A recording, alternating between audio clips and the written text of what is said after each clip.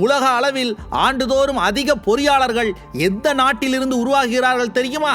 India மற்றும் சீனாவில் இருந்துதான் ஆண்டுதோறும் 15 லட்சம் இன்ஜினியர்கள் உருவாகிறார்கள். அதிலும் தமிழகத்தில் இருந்து சுமார் 17% இன்ஜினியர்கள் ஆண்டுதோறும் பட்டம் பெறுகிறார்களாம்.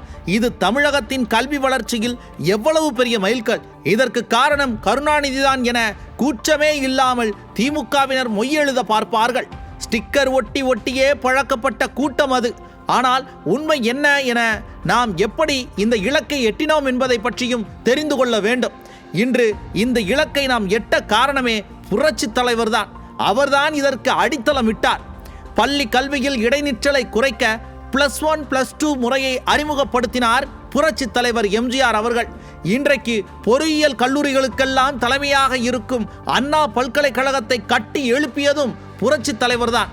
அரசு சார்பில் கல்லூரிகள் பல்கலைக்கழகங்கள் கட்டினாலும் உயர்கல்வியை பெருமளவில் எளியோரிடம் கொண்டு சேர்க்க தனியார் பங்களிப்பும் தேவையாகவே இருந்தது.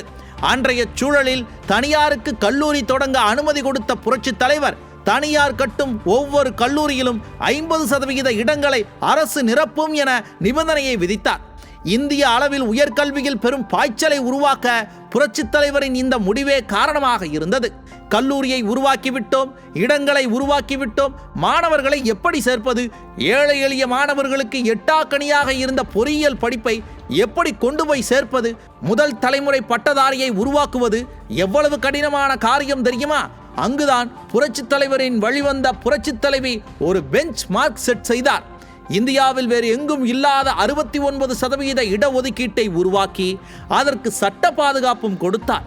அந்த இடஒதுக்கீட்டில் யாருக்கெல்லாம் கல்வி எட்டாக்கனியாக இருந்ததோ அவர்களுக்கெல்லாம் எளிதாக கல்லூரி செல்லும் வாய்ப்பு உருவானது.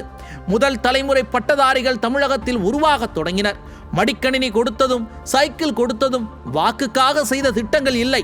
நாளை தமிழ் சமூகம் உலக அளவில் கோலோச்ச வேண்டும் என்பதற்காக அன்றே அதிமுக போட்ட விதை அது. அந்த விதைதான் இன்று விரிசமாக இருக்கிறது.